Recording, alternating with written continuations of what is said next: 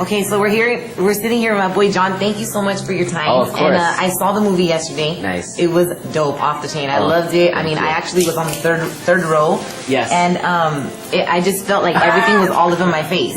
Third row's really close. Yeah. It might probably like spilled onto your lap. Yeah, and I'm a big fan of the whole Step Up franchise. What made you go 3D with it? You know, we wanted to, step our game up a little bit, and we knew that dance in 3D could be really, really compelling. It wasn't just a gimmick for us. It was literally, it was a prerequisite to make this movie great. And we knew that the choreography done in 3D would change the game up, and we wanted to play with that. We wanted to play with the art, and we always talk about the choreography of what's within the frame, but also the frame itself. And in 3D, that frame becomes an active partner in the dance, and the audience gets to be truly involved in it. So. I really felt that I was actually there. Like at the dance battles, the dance rehearsals, it was off the chain. It's cool. They get to stare right at you. And when you do it in 2D, it's a little weird when they stare right at the camera. But for us, we played it up. We played it it's part of our DNA. So. And how was the whole casting process of casting like the top-notch dancers that you had? Because all the dancers on there were amazing. Yeah. Like that dude that popped in, and it just Chad. motivated me to want to dance and do all that. You know what I mean? Good. That's the whole point. You know, we want to motivate people to move and dance, and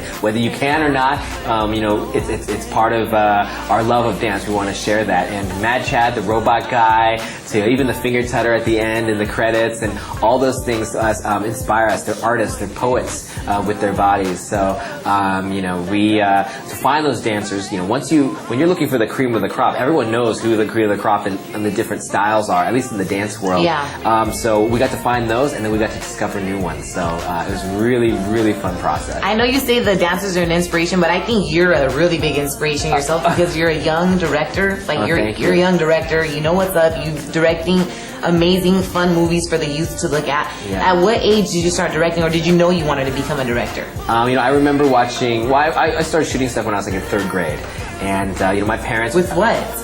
With I had a little Super 8 camera. Oh, okay. I do animation, and then my parents, we have a video camera for vacations, and I'd shoot the vacation videos.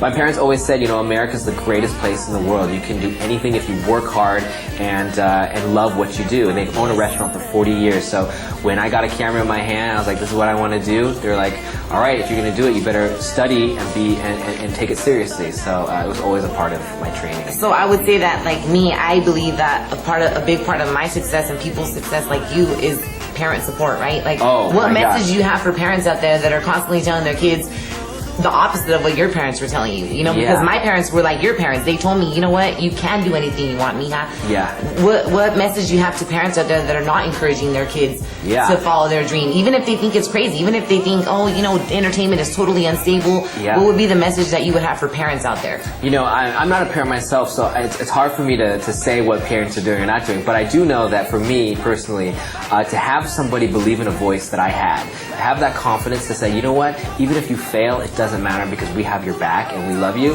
I think that's a major thing for any kid out there. And I was a shy, skinny little kid, and I found my voice in making videos for class, making any excuse to make a video. And any parent out there probably would be freaked out about their kid making videos and trying to make a living at that.